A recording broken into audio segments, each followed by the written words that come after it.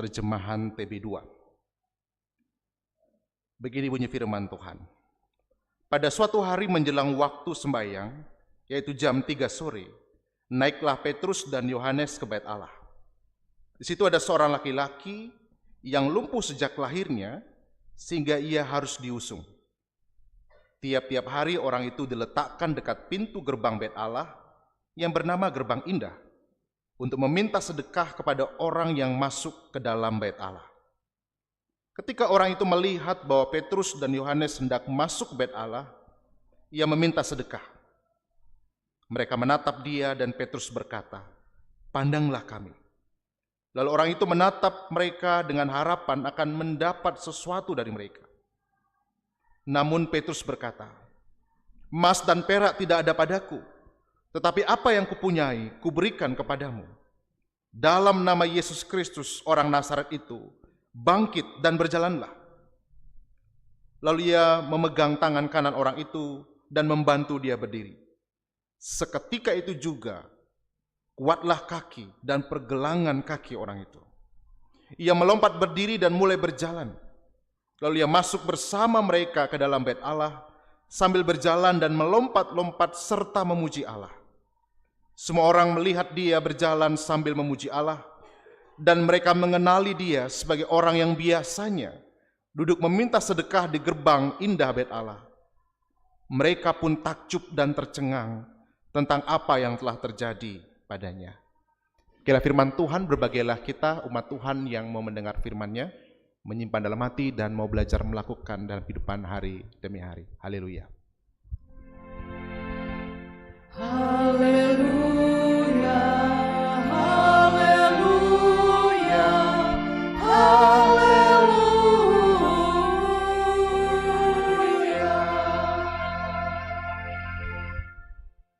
Selamat pagi Bapak Ibu Saudara sekalian, Shalom. Pertama, terima kasih banyak Pak Pendeta dan Bapak Ibu Majelis dan juga saudara semua yang dengan tangan terbuka, pintu terbuka, dan hati yang terbuka mempersilahkan kami boleh datang. Termasuk saya ini pertama kali berkhotbah di Jemaat Tirta Empul ini. Kesini sudah sering banget, tapi untuk berkhotbah di hari Minggu ini pertama kali. Dan saya bersyukur Pak Pendeta kasih kesempatan, saudara. Beliau ini senior banget. Saudara bisa lihat, bukan hanya dari rambut beliau, lebih senior pada saya, tapi saudara lihat, perhatikan stola beliau, itu udah warnanya sudah agak luntur daripada stola saya, saudara. Itu menandakan beliau lebih senior, saudara. Saya kasih tahu saudara fakta ini, saudara. Ketika beliau memulai pelayanan, saya belum lahir, saudara. Jadi ketika Pak Pendeta Gusti Madiale Purya memulai pelayanan pertama sebagai vikaris tahun 86, saya bahkan belum ada di dunia ini. Betapa luar biasa beliau senior. Sebenarnya saudara, beliau bisa bilang, saya saja kan, masa kasih yang masih... Saya baru 14 tahun sudah dalam pelayanan, mulai dari vikaris. Tapi paling tidak, saya belajar satu hal terkait hal ini. Beliau mengamalkan khotbah minggu lalu. Tentang apa saudara? Lupa, wajar saudara, bisa lupa saudara. Tapi kalau orang berutang sama kita nggak pernah lupa kan? Ya, firman Tuhan boleh lupa, tapi kalau orang ngutang jangan sampai lupa saudara. Tentang kerendahan hati. Dan beliau menunjukkan salah satu bentuknya. Kasih saya kesempatan saudara untuk khotbah. Dan saya bersyukur untuk kesempatan ini saudara-saudara. Saudara, sebelum saya masuk lebih jauh daripada firman yang akan kita renungkan, paling tidak kalau jemaat sedang mendengar firman Tuhan itu terbagi dari 3 kelompok besar. Saudara. Pertama, kelompok yang ingin cepat-cepat khotbahnya selesai. Kelompok kedua, kelompok yang agak netral. Nah, kengken cepat. Nyak lantang, nyak bawa. Yang penting tiang man sirep. Itu kelompok kedua, saudara. Bagi yang nggak ngerti, saudara bisa terjemahan di sini, saudara. Dan kelompok yang ketiga, saudara, wah ini kelompok yang paling excited. Saya datang karena saya mau mendengar firman Tuhan. Dan saya yakin ada sesuatu yang Tuhan ingin bicara kepada saya. Dan saya yakin Jemaat Tirta Empul itu sebagian besar, hampir semua ada di kelompok. Oke. Saya takut saudara ada kelompok baru ya. Kelompok yang keempat. Oke, I'm sorry my brother and sister. A little bit joking ya. Yeah, maybe Iran will help all of you. But what we're talking about. But I'll try will put in Germany in my PowerPoint. Hopefully you will be follow with us for today. Oke. Saudara kasih Tuhan, judul tema yang saya berikan, belum terlambat, masih ada harapan. Saudara kasih Tuhan, kalau saudara mencoba untuk melihat di sekitar kerobokan ini, maka saudara akan menemukan apa yang disebut, oke, bisa dibantu? Ada gerbang indah versus gerbang kehidupan kita. Saudara melihat banyak gerbang villa-villa yang indah. Lalu orang berpikir, di situ ada kesenangan dan ketenangan. Kita melihat gerbang banyak tempat makan, restoran. Gerbang-gerbang butik-butik. Pintu-pintu banyak di sekitar kita yang begitu indah, yang menurut kita di situ akan menawarkan ketenangan. Di situ harga diri saya bisa naik. Disitulah tempat saya bisa merasakan namanya wellness. Disitulah gerbang, pintu-pintu yang menurut manusia dia akan menemukan sesuatu yang bernilai bagi hidupnya. Wah, sedih nih, harus pergi ke gerbang mana? Orang mungkin berpikir, oh gerbang yang daerah sana itu, pintu masuk yang daerah sana itu, dan seterusnya, saudara. Tetapi mari kita bertanya jauh dalam kehidupan kita. Kalau kita melihat lebih jauh apa yang kita baca di awal, ada seorang lumpuh yang duduk di depan sebuah gerbang yang disebut gerbang indah, di mana gerbang itu bukannya bicara tentang jalan masuk kepada hal spiritual, tetapi itu bicara tentang ketenangan, bicara tentang kekuatan, bicara tentang pengharapan. Tetapi yang kita lihat adalah ketika gerbang itu menawarkan semua itu, sang lumpuh ini tidak menemukan apa yang ditawarkan oleh gerbang itu. Bukankah tidak jarang, saudara, pariwisata yang ada di sekitar kita yang terlihat indah, mewah, megah, dan menawarkan segala sesuatu yang menurut banyak orang bisa memberikan kebahagiaan, ketenangan, kesenangan, pengharapan, dan banyak hal lain lagi yang kita anggap di balik kemegahan, kemewahan itu kita bisa menemukannya. Tapi kenyataannya, saudara, kita menghadapi realitas kelumpuhan tanda kutip dalam hidup kita. Ada stres yang kita rasakan, tekanan pekerjaan, tekanan untuk mencapai target, tekanan-tekanan lain oleh karena berbagai situasi dalam hidup kita. Di balik pariwisata yang begitu indah dan megah ini, saudara, mungkin terselip ada orang yang sedang bergumul dengan hutang-hutangnya hari ini. Orang yang sedang bergumul dengan kesepian di tengah keramaian yang terjadi di sekitarnya. Keramaian tidak pernah berhenti, tetapi kesepian hati sepertinya terus dominan menghantui hati dan pikiran manusia. Di balik gemerlap pariwisata, gerbang-gerbang yang indah tadi, saudara, kita bersaing dengan persaingan yang keras, bahkan seringkali persaingan yang tidak lagi berpikir kemanusiaan. Di balik banyak realitas itu, saudara, sebenarnya tidak sedikit orang yang sedang menghadapi kelumpuhan. Di balik gerbang-gerbang yang indah tadi, saudara, yang diharapkan menemukan hal-hal yang jauh lebih baik, tapi ternyata sebaliknya yang kita alami. Setiap hari kita menghadapi kemacetan. Di kerobokan juga bukan? Betul ya? Walaupun saya menghargai saudara yang mengatakan bahwa Pak, macet itu tanda ekonomi berputar, Pak. Kalau nggak macet, kami stres, Pak. Maka kadang macet perlu disyukuri. Saudara bukannya bicara tentang apakah macet atau tidak tanda ekonomi, tapi bicara itu realitas kehidupan kita yang harus kita hadapi. Tekanan pekerjaan yang berat. Di satu sisi, gaji, salary yang kita dapat tidak sesuai dengan tekanan itu. Sehingga akhirnya orang mulai stres. Dia punya banyak keinginan, tapi tidak punya daya yang cukup. Itulah mengapa pinjaman online cukup banyak hari ini juga. Bahkan dari waktu yang lain. Karena situasi itu. Itulah realitas kehidupan kita. Seperti gambar orang lumpuh ini. Dia ada di gerbang pintu indah, tetapi dia tidak sungguh dapat menceritakan keindahan hidup itu. Karena apa yang dia alami, dia rasakan. Bisa jadi saudara kita ada di suasana yang begitu mewah, megah, ramai saudara. Tapi sebenarnya kita mengalami kesepian, kekosongan hati. Kita nggak punya lagi pengharapan. Kita bahkan tidak tahu persis masa depan itu akan seperti apa dapat kita lihat. Hidup tetap berputar, iya. Hidup tetap berjalan dengan bahasa yang lain. Tapi bahkan kalau kita ditanya, kita sedang pergi kemana? Apa jawab kita? Bapak Ibu Saudara, Bapak Ibu sedang menuju kemana hari ini kehidupan Bapak Ibu? Ini pertanyaan sederhana. Orang lumpuh ini sadar betul apa yang dia alami. Dan dia tidak sungguh merasakan gerbang indah itu dalam kehidupannya.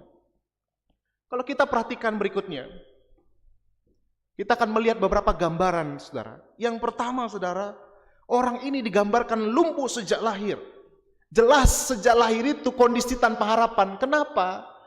Buktinya adalah setiap hari Alkitab mencatat, dia dibawa hanya untuk apa?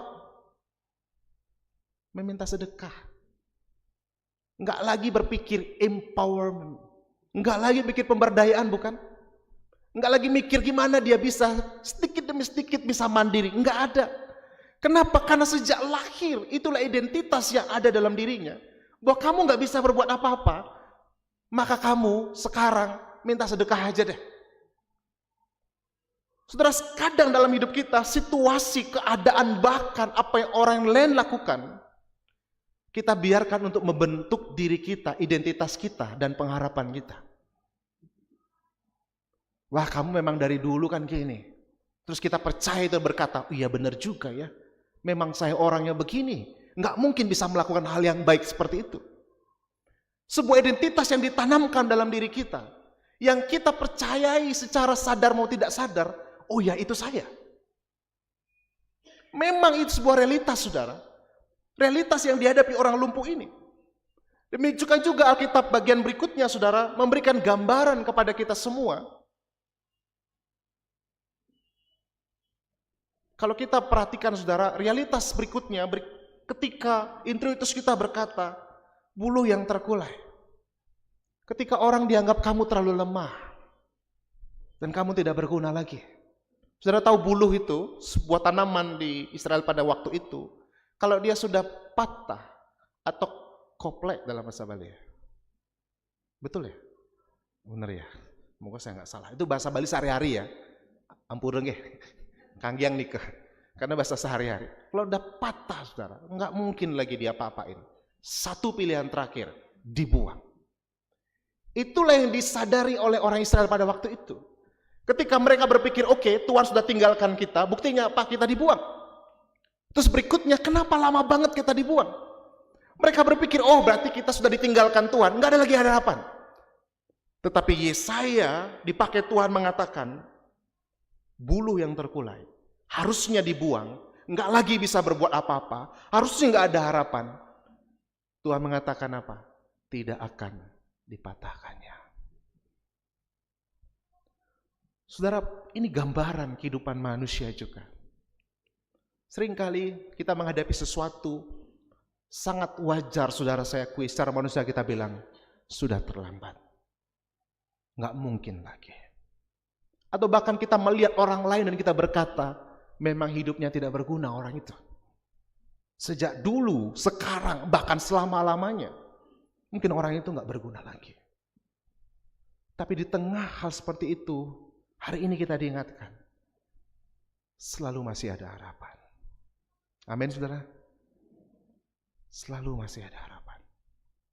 Bahkan kalau kita melihat, saudara, catatan berikutnya, saudara, maka kita bisa akan melihat bersama bagaimana pemazmur dalam Mazmur kita mengatakan bahwa orang yang patah hati, entah hatinya teraduk-aduk oleh karena apa yang orang lain katakan dan lakukan.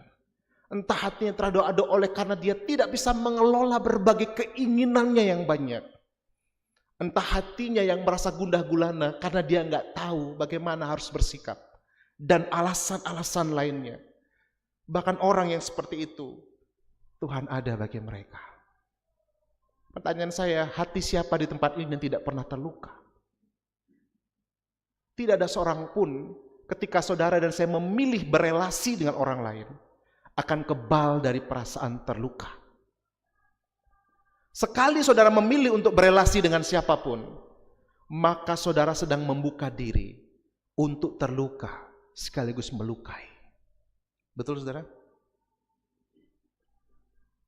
Oleh karena keterbatasan kita, keterbatasan saya dan saudara. Bahkan orang yang mengalami situasi itu, dia lagi gak punya harapan, hopeless. Hatinya udah gak bisa lagi punya keyakinan iman. Ketika menghadapi sesuatu selalu hanya logikanya, hatinya tidak ikut bekerja. Orang itu gak bisa lagi berpikir, oh bunyi ayat Alkitab memang betul berkata A sampai Z. Tapi hati saya gak sungguh percaya. Mungkin saudara tidak pernah mengucapkan saya tidak percaya. Tetapi sikap hidup kita bisa menunjukkan kita udah gak percaya lagi kepada firman Tuhan. Karena hati kita sudah hampa. Hati kita sudah tawar oleh karena berbagai hal yang kita hadapi. Bahkan kita gak bisa merasakan Tuhan yang dekat dan hadir dalam kehidupan kita. Akhirnya kita hanya tahu Tuhan itu Immanuel beserta kita. Tapi ketika kita menghadapi sesuatu, kekhawatiran yang lebih menguasai hati kita. Bukan keyakinan yang berkata, Tuhan, kalau Engkau beserta saya, memang berat Tuhan. Tapi Engkau akan menguatkan saya. So, jangan-jangan dalam hati kita nggak sungguh lagi memberikan ruang bagi keyakinan itu kepada Tuhan. Di saat yang sama, kita datang untuk mencari solusi yang sementara, untuk menjawab masalah yang kekal atau masalah yang lebih pelik, saudara. Kalau saudara perhatikan, saudara, apa yang dikatakan, saudara, ketika Petrus dan Yohanes lewat, sangat wajar, saudara. Orang ini langsung meminta sedekah karena situasi yang dihadapinya. Tetapi di sini kita melihat satu ajaran yang penting, saudara. Ketika Petrus memandang dia dan berkata, lihatlah kami. Kalau kita hari ini, Petrus sedang berkata, lihatlah kepada Tuhan. Situasimu memang sepertinya jalan keluarnya adalah emas dan perak. Tapi sebenarnya bukan itu yang utama. Tapi Tuhanlah yang mampu menolong engkau. Saudara, seringkali apa yang kita alami membuat kita berpikir bahwa solusi itu hanya terkait dengan materi saja. Pertanyaan saya, apakah kita nggak perlu materi, saudara? Perlu, saudara. Seperti si lumpuh yang mengharapkan sedekah. Manusia seringkali berharap hanya solusi secara material. Entah itu pendapatan meningkat, status, pengakuan. Ketika banyak likes yang kita punya dari medsos kita, kita merasa terangkat pengakuan orang pada kita. Tapi di sini nggak ada gitu, bukan? Medsosnya Bapak Ibu Saudara share tentang makan di mana gitu. Ya lu yang like 2. Apa yang dalam pikiran Bapak Ibu? Di jauh pelih nih ya. Angle pelih mungkin nih. Atau tongos pelih nih. Kita mulai berpikir, saudara, hanya gara-gara likes cuma 2. Ditunggu-tunggu 1-2 hari, seminggu, bertambah cuma 5. Mulai berpikir, saudara. Tapi sebaliknya begitu kita post yang like 100, harga diri naik. Wah, saya terkenal berarti, lumayan lah. 100 yang like, dari follower 102 misalnya gitu, saudara. Jangan sampai like 100, berapa followernya? 10.000, sedikit. Saudara, sekarang itu, bahkan dalam perjalanan manusia mencoba mencari solusi dengan hal sementara untuk masalah yang permanen atau masalah lebih dalam daripada itu. Ambil contoh, saudara. Saudara mengalami kesepian, saudara berpikir bahwa kesepian itu dapat dihilangkan hanya mencari keramaian. Saya berani, saudara, bertaruh sama saudara. Kalau saudara merasa kesepian, saudara cari keramaian, betul ketika saudara di situ, saudara merasa agak ramai dikit hati saudara. Coba begitu pulang, di jalan aja sudah apa lagi? Ada. Saudara staycation, setelah liburan tugas panjang, selama staycation kira-kira happy nggak? Happy. Bayangkan ketika mulai ngepak koper, apa yang pertama dipikirkan? Ben mani ketemu timpal, gaye kayak itu. Aduh, file di meja, saudara pasti berpikir itu, saudara. Saudara, itu yang menunjukkan bahwa solusi yang Tuhan mau itu Ada solusi yang mampu melampaui situasi keadaan yang ada di sekitar kita. Meskipun saudara mungkin gak sempat liburan, karena mungkin belum ada waktunya dan belum ada waktu yang cukup, saudara tetap bisa merasakan ketenangan dan kekuatan. Atau meskipun saudara bisa liburan, saudara bisa menikmati anugerah Tuhan dengan jalan-jalan. Di situ saudara menemukan kehadiran Tuhan yang menenangkan saudara. Meskipun mungkin modal saudara nggak cukup, tapi saudara bisa percaya melangkah dengan iman. Oke, aku tahu situasiku hari ini, tapi kalau Tuhan berkenan, Dia buka jalan dalam hidupku. Situasi kita, emas dan perak tadi tidak mengatur kita. Tapi hati yang kita angkat kepada Tuhan, itu yang akan menolong kita memandang apa yang terjadi di sekitar kita. Itu yang dikatakan pada orang lumpuh itu. Orang lumpuh, emas perak nggak ada. Tapi lihat, demi Kristus Tuhan, bangkit, berjalanlah, berdirilah. Pertanyaan saya saudara, emas dan perak diperlukan nggak? Perlu, saudara.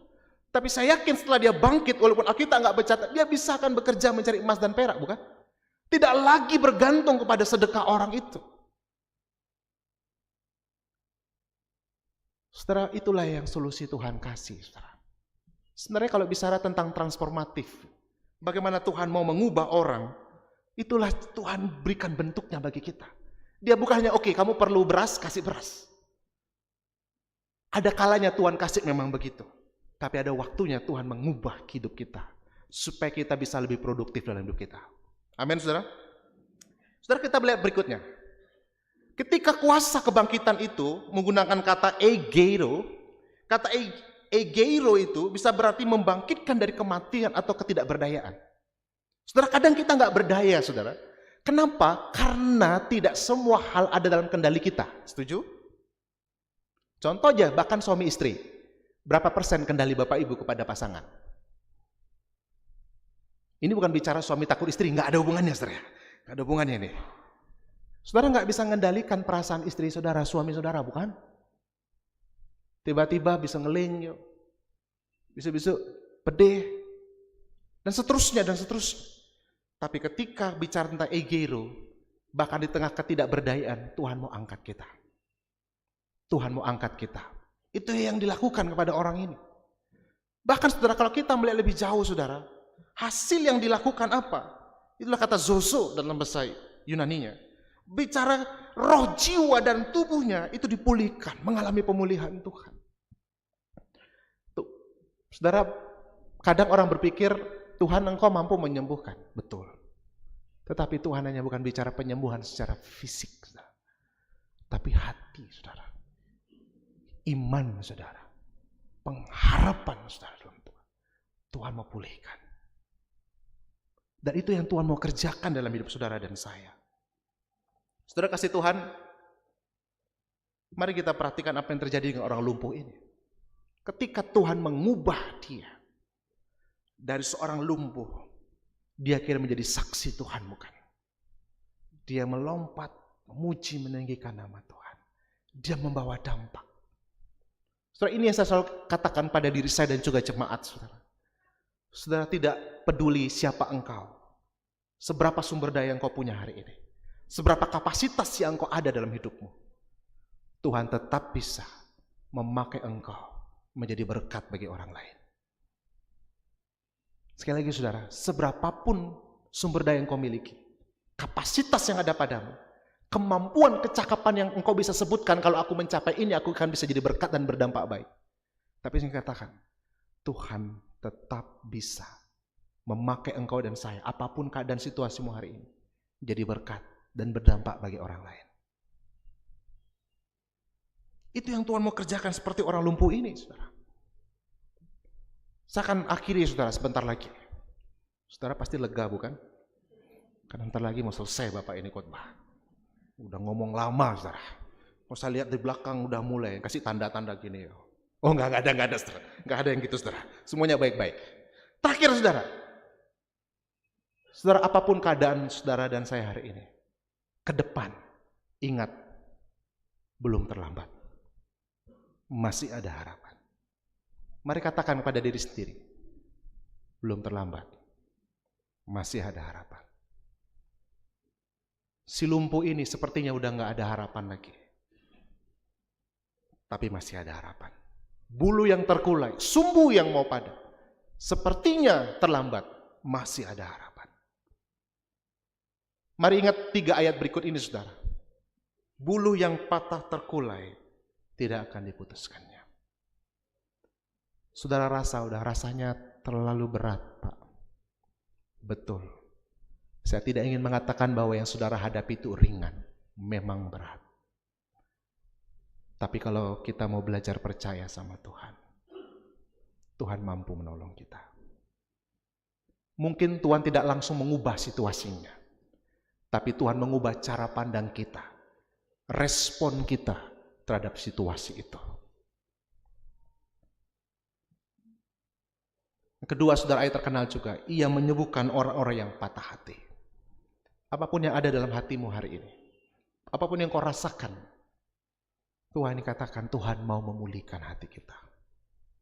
Sehingga ada ketenangan di situ. Ada kedamaian di situ. Ada iman keyakinan penuh pada Tuhan.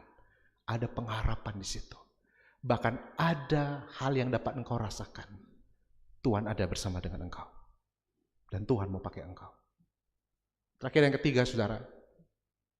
Ayat bulan kita. Karena ini minggu pertama bulan September. Ayat bulan kita September berbunyi, Allah itu bagi kita tempat perlindungan dan kekuatan. Saudara, ketika saya menghadapi pergumulan hidup ini, saya belajar untuk mengatakan, Tuhan, Engkaulah tempat perlindungan dan kekuatan. Situasi nggak langsung berubah secara instan, tapi ada pengharapan yang timbul. Ada keyakinan yang menguatkan otot-otot kaki, tangan, tubuh ini untuk terus melangkah dan berkata, memang sulit Tuhan, berat Tuhan. Tapi Engkau ada di situ bersama dengan aku. Tetap perlindungan, kekuatan dalam hidupku.